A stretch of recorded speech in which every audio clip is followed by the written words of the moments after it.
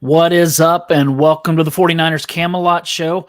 Gonna take just a little bit of time today to talk about an article that I just wrote for 49ers Web Zone yesterday called "The 49ers Will Win the Super Bowl If." Actually, 49ers will win Super Bowl 58 if. And I'm going to give you 5 things that I think need to happen for the 49ers to win Super Bowl 58 in February of 2024. If there's time at the end, we'll do a mailbag because 49ers Web Zone, we just released a mailbag. If not, then I'll do a completely different show for that, but we'll see how much time we have. If you wouldn't mind, take a minute to rate, review, and follow the 49ers Camelot Show. I would really appreciate that. Appreciate you watching and appreciate all of the support that y'all give us. So let's get into this. What's it going to take for the 49ers to win Super Bowl 58? Now, when we put this title out on, and so it goes out on all social media, Twitter and Facebook, goes out on Threads, the new place that everybody's running to from trying to escape Twitter like it's the Titanic going down. And so we put it out, and so people, I think, without even reading the article, they jump in and immediately write what they think. And so most people are writing the obvious, that the 49ers will win if they don't deal with the kind of injuries that they normally do. That is obviously the biggest thing. And so, I didn't include that in the list of 5 things because it's too obvious. I wanted to be a little bit more specific. We could say, number 1 is if they don't have injuries. Number 2 is if they score more points than their opponent every single game or something stupid like that. I know that's a little smart aleck. And so I didn't want to do that. I wanted to be more specific. And so, yes, injuries are part of that. One guy wrote on there, the 49ers will win the Super Bowl if the universe decides to go away from its normal thing of screwing him over. So it was kind of funny to see some of the responses, but I'm going to get into my 5. You could add a couple of more. There's probably going to be some that I'm going to miss. And so feel free to jump in the chat or comment on this and let me know what I missed. So let's get into this. The 49ers will win Super Bowl 58 if, number 1, Deebo Samuel returns to his 2021 form. Now, I'm not putting these in any kind of order, so I'm not saying this is the most important or the least important of the 5. It's just one of them, and so there's no order. But that's the first one that I wrote down, is that Deebo Samuel needs to go back to his 2021 form. Last year, he showed up to camp not in shape. He had a tumultuous offseason. And so he wasn't the guy that he was in 2021. In 2021, he was a Pro Bowler. He was a first-team All-Pro. He was one of the brightest stars in the NFL, and he carried the 49ers on his back for much of the 2021 season. And so you remember down the road toward the end of the season and in the postseason, that Jimmy Garoppolo was hurt and Elijah Mitchell was kind of in and out. He was hurt some. They had already lost Raheem Mostert, I think the first game of the season. And so Deebo had to start being a running back and not just a receiver. And before they started using him that way, he was already on a Pro Bowl pace as a receiver. He was having by far his best season. Now imagine if in 2022 or 2023, Deebo comes in and he's in 2021 form, and then you add Christian McCaffrey to that. That is going to be a powerful combination. So he came in out of shape, didn't look like the same player a year ago. If you'll remember the first game of the season, the 49ers are marching down the field in Chicago against the Bears. And this was before the monsoon came. I think it was already raining, but it wasn't as bad yet. And Trey Lance did a great job moving the team down. He hit Brandon Ayuk for like a 30 or 40-yard gain. And they're really moving. They get inside the red zone, and Deebo fumbles. And the 49ers miss their opportunity to score. The Bears end up taking over inside the 20.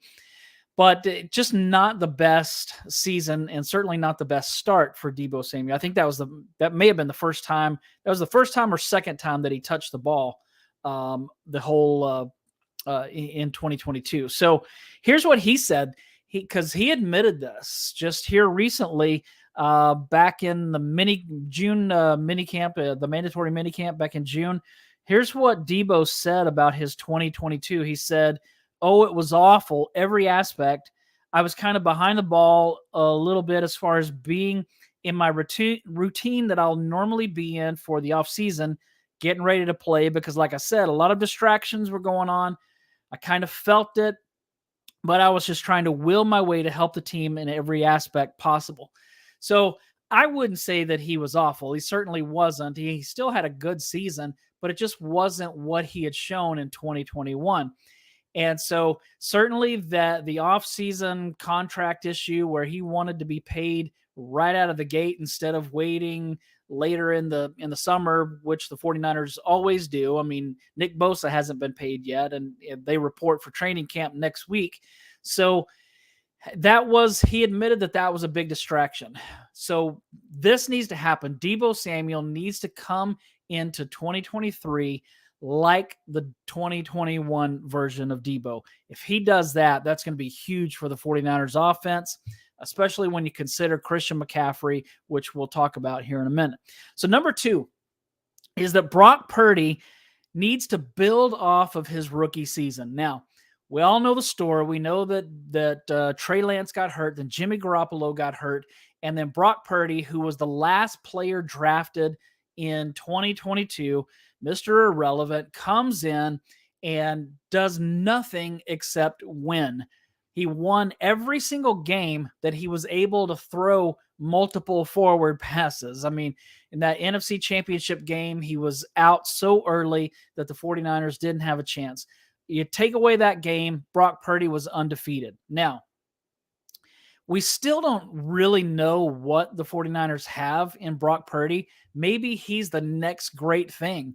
Maybe he's somebody, I'm not going to say he's going to be Tom Brady, but maybe he's somebody like Brady who everybody passed on multiple times, and he ends up showing everybody, hey, you were wrong multiple times. Or maybe he's just a guy who was a great story last year, and defenses are going to catch up with him this year. So we don't really know. We also don't know how he's going to come back from his injury. Sounds like things are going well. Sounds like he's on pace to play, if not the first game of the season, at least early in the season. And so, when we look at things historically with this injury, they usually come back from it well. And so I think that that's definitely a possibility, and it's a probability actually, but we don't know that he's going to come back. But if he can come back healthy, and if he can actually build off of that great season that he had last year where he went undefeated and he really ran the offense more efficiently than Jimmy Garoppolo did, which is saying a lot because Garoppolo has been around for a long time and Brock Purdy was a rookie, of course. And not only that, but he was a rookie who was a third stringer. So he's not really practicing much. And then when Trey Lance went down, now Brock Purdy was playing, scout team quarterback. And so he's not even running his own offense. And so to get thrown into it and play as well as he did, I think is huge. And I was really proud of him and the way that he handled everything and the way he's handled things in the offseason as well. When Kyle Shanahan would say, yeah, he's going to be ready for week 1. And Purdy'd say, well, we'll see. I think that he's showing a lot of maturity because a player like that, who's young and showed a lot last year is going to want to, really show, hey, I can come back from this and I can still do some great things. And so I'm impressed with how Purdy has been in addition to how he was last year. So if he can build off of that rookie season, that's going to be humongous. It's going to be even bigger than the Deebo thing. So if Brock Purdy can be that guy, then that's going to be great for the 49ers. Number 3 is Christian McCaffrey stays healthy. Now, I said at the beginning that everybody's saying, look, if the 49ers are going to win the Super Bowl, they have to stay healthy. And yes, that's true, especially their key players. But I listed McCaffrey and I listed him only as the one who has to stay healthy because I'm concerned with the fact that Kyle Shanahan used him so much last year. And part of it was because Elijah Mitchell was in and out and Jordan Mason was a rookie. And so I'm hoping that those two are able to step up more so that McCaffrey doesn't have to carry the load as much. Plus, if Debo comes back to the 2021 version, then that's going to help McCaffrey as well. So here's the thing. Christian McCaffrey played 11 regular season games for the 49ers. He had 746 yards rushing in that time. Without McCaffrey, the 49ers ran for 124 yards a game. That's 4.5 yards per rush. With McCaffrey, they rushed for 152 yards per game in the regular season. And so if you include the postseason, McCaffrey helped raise the 49ers' average rushing attempt from 4.5 to 4.8. Now, that was good enough. That doesn't seem like much, but it was good enough to take the 49ers' rushing attack from 16th best to 7th best. And so obviously a star running back should make your running game better. And that's what McCaffrey did. Now, the rushing part was only a part of what he does, because what he adds in the passing game, to me, is what sets him apart. And so that's when we're talking like Roger Craig, Christian Marshall Faulk, Ricky Waters was this way in '94. He didn't do the 1,000 like Marshall Faulk and Roger Craig and Christian McCaffrey. But I kind of harken back to those days where Bill Walsh used Roger Craig as a running back, but as a huge threat out of the backfield. And then the Rams did that with Marshall Faulk. I keep calling him the wrong name. In 93, 94, Mike Shanahan was using Ricky Waters that way. Ricky Waters was a huge target out of the backfield. I mean, I remember in the Super Bowl, what was that, Super Bowl 29, right off the bat, Steve Young hits Jerry Rice for a long touchdown pass. And then the next drive, he hits Ricky Waters for a long one. And so I really liked how the 49ers used to use their running backs.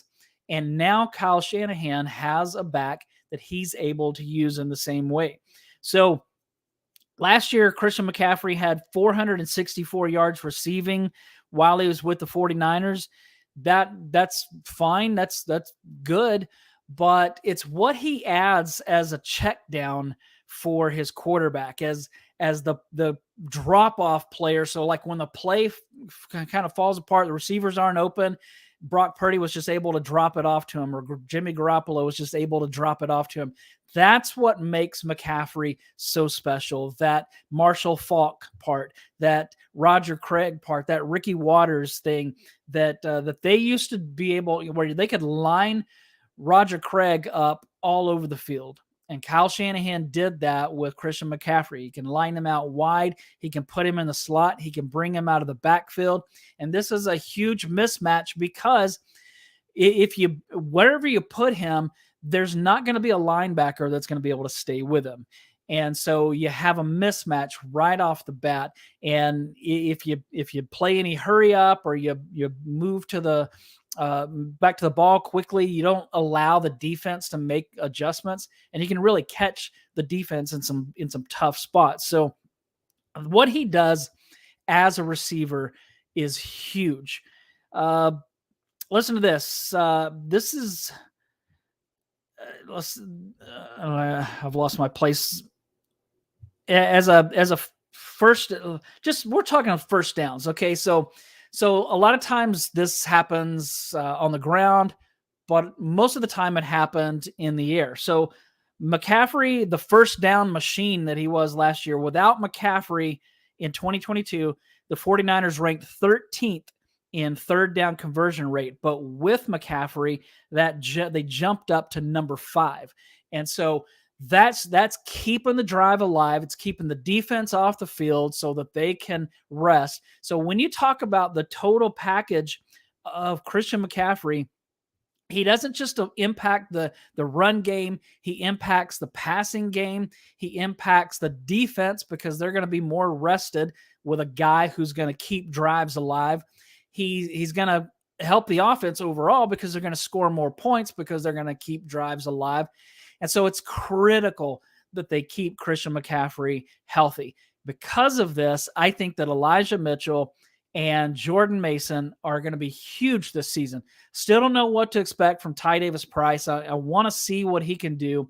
But Elijah Mitchell was great last season when he played, but he didn't play very often. But when he came in, you could tell that he was fresh. He gave McCaffrey a breather. And what I'd like to see is those games down the stretch, or even any time in the season, those games where they have a good lead and now they need to milk the clock, and kind of just keep getting first downs and keep the clock moving.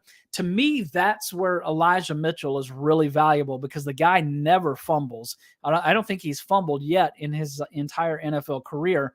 And so you want a guy like that who can move the chains, who can protect the ball. Jordan Mason's another one that he punishes people when he runs. So those two guys, I think, are really important to help keep Christian McCaffrey healthy. And so if the 49ers are going to win Super Bowl 58, then I think that McCaffrey has to stay healthy. Number 4 is that the offensive line has to hold up. This offensive line has been good at times under Kyle Shanahan. It's been bad at times under Kyle Shanahan. Sometimes they run the ball really well, and sometimes they don't. Sometimes they pass protect okay, and sometimes they're pretty bad. You think about like Super Bowl, which one? Super Bowl Live is the one that I'm seeing in my head.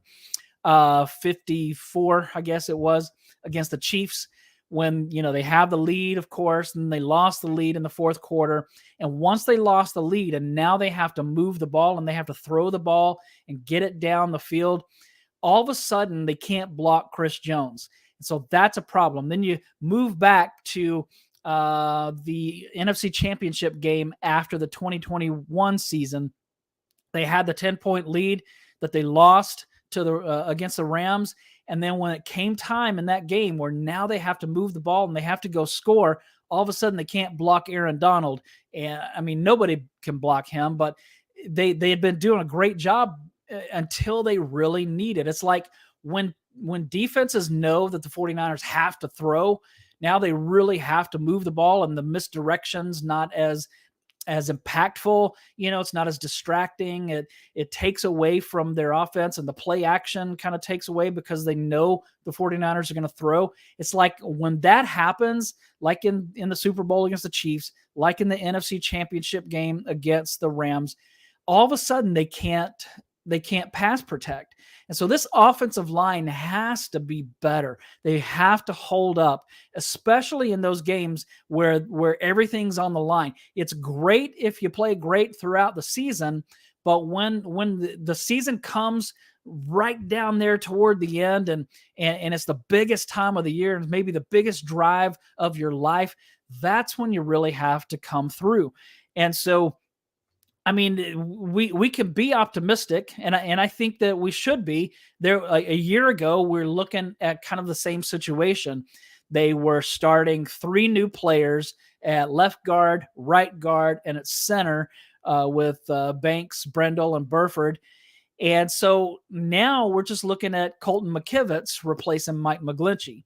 And I think that Colton McKivitz is probably a better pass protector than McGlinchey. He's not as good as a run blocker, but McGlinchey is very, very good as a run blocker. So if McKivitz can step up and, if those 3 young guys in the middle can improve upon their 2022, and if McKivitz can hold his own, then this offensive line has a chance to be better than they were last year. Now, Trent Williams needs to stay healthy, so that's another one like McCaffrey.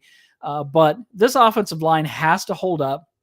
They have to, when it comes to those big games, they've got to come through. I mean, when Brock Purdy went out in the NFC Championship game against the Eagles, that wasn't necessarily an offensive line issue. The backup tight end missed his block, but I think that Mike McGlinchey had missed a block as well, which may have made that a little worse. I'd have to go back and look. But after Brock Purdy went down and then Josh Johnson came in, the offensive line did not do a good job protecting Josh Johnson. And so, they have to be better this year. That has to happen if they're going to win the Super Bowl. And number 5 is that Nick Bosa can't be the only one pressuring quarterbacks. We know what Bosa did last year. He's about to get paid. I think he's going to get paid more than Aaron Donald. This is going to be interesting. On Friday, I'm going to be interviewing Katie Mox of CBS Sports HQ.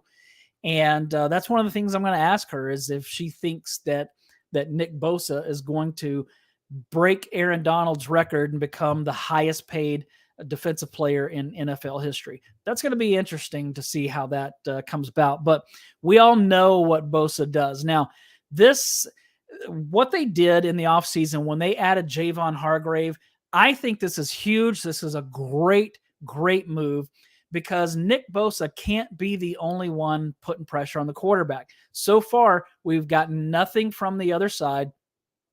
I'm hoping that Drake Jackson becomes that guy. If not, maybe Cleveland Farrell can be that guy. Maybe some of the other guys can step up. But look, there has to be a pass rush coming from the opposite side of Bosa. When they had Dee Ford and he was healthy, he provided that. And that defensive front that in 2019 tormented quarterbacks. And I think for the 49ers to win the Super Bowl, I think that they have to get back to that level of putting heavy pressure on quarterbacks. Now, I know that Steve Wilkes said that he's going to blitz more, but wouldn't it be great if he doesn't have to? If his front four can put that kind of pressure, and I think that they can, because Bosa's going to do what he's going to do. I actually think that Drake Jackson is going to be good, and I'm hoping that he and maybe some of the other guys on the opposite side can put that kind of pressure on. So it's coming from both sides.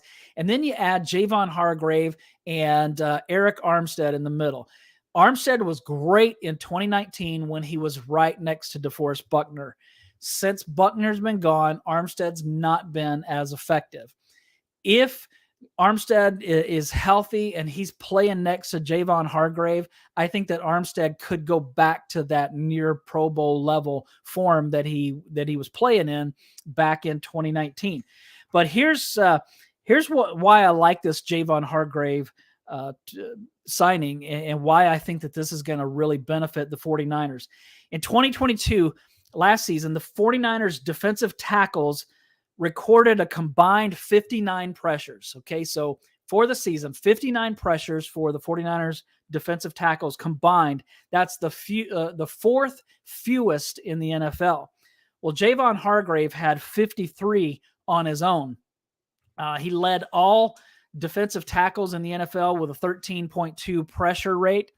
So he brings pressure. When pressure comes from the outside, that's one thing. But when pressure comes right up the middle, right where the quarterback can immediately see, that causes a lot of problems for the quarterback. And when pressure comes right up the middle and you have pressure coming from the outside, that's when we see things like we saw in 2019, where they're just consistently getting after the quarterback. Now, last season, Javon Hargrave sacked the quarterback 11 times. He had 16 quarterback hits, 2 fumble recoveries, and a forced fumble. Those numbers are pretty comparable to what DeForest Buckner had in 2019. He had 7.5 sacks, so not as many as Hargrave. He had 14 quarterback hits, not quite as many. He did have 4 fumble recoveries and 2 forced fumbles, but he also played in 1 less game. So he only played 16 games instead of 17.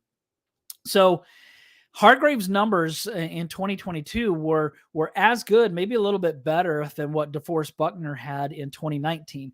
And so the reason that matters is, like I said, that the 49ers haven't had that kind of pass rush since 2019, and they need to have that. especially because, with the secondary, they're still a little bit young in some spots. And we don't know behind Charvarius Ward and Diamador Lenore, we don't really know what they have behind them, with Samuel Womack and Ambry Thomas, some of those guys. And then what if I think one of them, who's the kid that they drafted, Luter, Darrell Luter Jr., he's already on the PUP list, and we don't know why, but that came out yesterday that he's on the PUP list, and so hopefully that won't last long.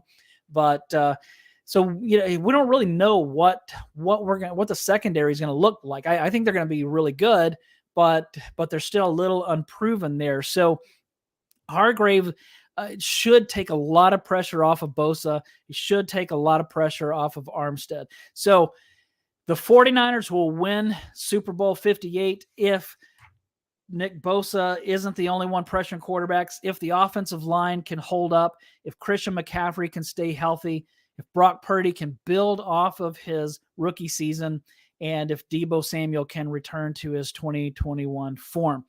I think those things can happen, and I think this is going to be a great season where we're going to see some really good things from the 49ers. I believe that they can do it. Do you believe they can do it?